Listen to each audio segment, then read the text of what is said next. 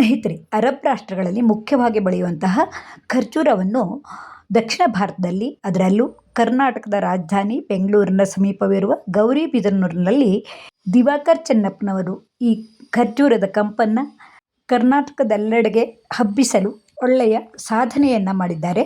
ಇವರು ಬೆಳೆಸಿದಂತಹ 100 ಈ ಖರ್ಜೂರ ಮರದಲ್ಲಿ 80 ಮರಗಳು ಫಲವನ್ನು ನೀಡುತ್ತಾ ಬಂದು 12 ವರ್ಷಗಳೇ ಕಳೆದಿವೆ. ಒಂದೊಂದು ಮರದಲ್ಲೂ 50ರಿಂದ 60 kg ತೂಗುವಷ್ಟು ಈ ಖರ್ಜೂರವು ಫೆಬ್ರವರಿ ತಿಂಗಳಲ್ಲಿ ಹೂವನ್ನು ಬಿಟ್ಟು ಜುಲೈ ಕೊನೆ ಅಥವಾ ಆಗಸ್ಟ್ನಲ್ಲಿ ಹಣ್ಣುಗಳಾಗಲು ಪ್ರಾರಂಭವಾಗುತ್ತವೆ.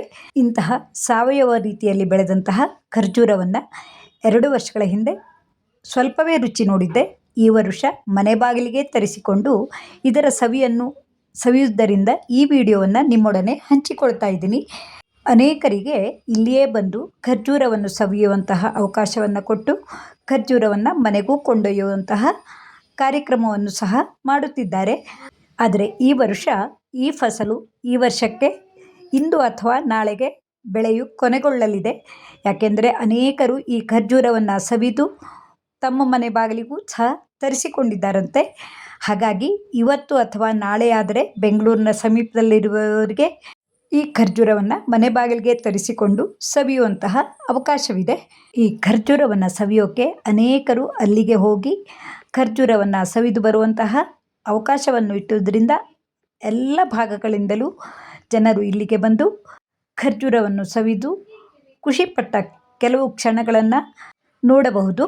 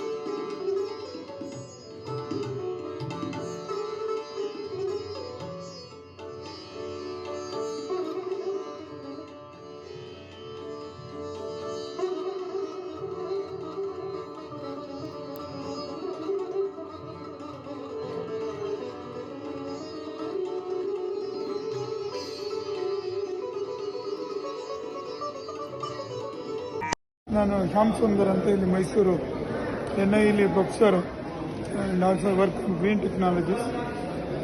Today first time I think I am eating this type of dates. I am used to eat dates which are processed. ತುಂಬ ಚೆನ್ನಾಗಿದೆ, 2 ಬಾಯಿಲಿದೆ ಈಗಾಗಲೇ. and I hear that it also has some medicinal values ಅಂತಲ್ಲ, maybe a lot of more nutritious than nutrition and other things. So Divakar's Marali ಮಣ್ಣಿ. Hi, ಹೆಂಗ ಅನಿಸ್ತಿದೆ dates ನಿಮಗೆ? It's very sweet and very crispy as well. Yeah, it's very nice. I love it. I send the pictures, no? Yes. ಇದು ನಮ್ಮ ದಿವಾಕರನ್ನ ಖರ್ಜೂರ. Try ಮಾಡೋಣ taste ಹೆಂಗಿದೆ ಅಂತ.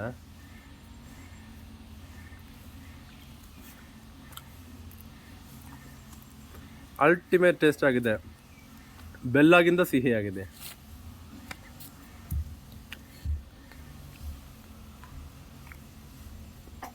Super dates ದಿವಾಕರಣ.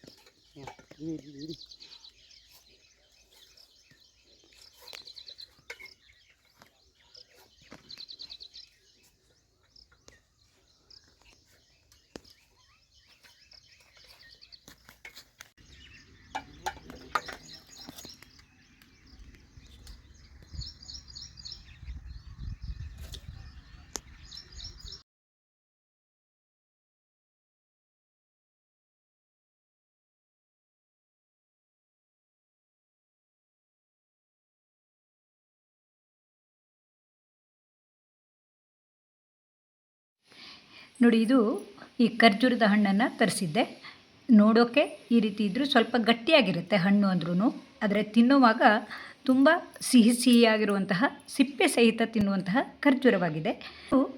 ಹಾಗೆ ಒಂದೆರಡು ದಿನ ಇಟ್ಟರೆ ಯಾವ ರೀತಿ ಆಗುತ್ತೆ ನೋಡಿ. ಇದಕ್ಕೆ ಯಾವುದೇ ಪೆಟ್ಟು ಆಗದೆ ಹಾಗೆ ಈ ತೊಟ್ಟು ಸಹಿತ ಇದ್ದರೆ ಈ ರೀತಿಯಾಗಿ ಹಣ್ಣಾಗ್ತಾ ಹೋಗುತ್ತೆ. ಶುರುವಿನಲ್ಲಿ ಈ ರೀತಿ ಚಿಕ್ಕದಾಗಿ ಈ ಮೆದುವಾಗಿರುವಂಥ ಈ ಖರ್ಜೂರದ ಹಣ್ಣು ಒಂದೆರಡು ದಿನಗಳಲ್ಲಿ ಸ್ವಲ್ಪವೇ ಜಾಸ್ತಿ ಆಗ್ತಾ ಹೋಗಿ ಹೀಗೆ ಇಡೀ ಹಣ್ಣು ಮೆತ್ತಗಾಗಿ ಈ ರೀತಿಯಾಗಿರುತ್ತೆ. ಇದಂತೂ ತುಂಬ ಸಿಹಿಯಾಗಿರುತ್ತೆ, ಆದರೆ ತೊಟ್ಟು ಇರಬೇಕು. ತೊಟ್ಟು ಇಲ್ಲದೇ ಇದ್ದರೆ ಅದು ಸ್ವಲ್ಪ ಹಾಳಾಗುವ ಸಂಭವ ಇರುತ್ತೆ. ನೋಡಿ, ಈ ತಟ್ಟನ್ನು ತೆಗೆದ್ರೆ ನಮಗೆ ಒಳಗಡೆ